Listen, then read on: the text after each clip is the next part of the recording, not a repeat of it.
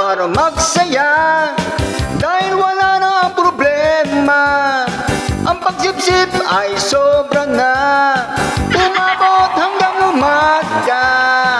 Huwag tayo pang kadikit ka, kahit mo ang puro bigay.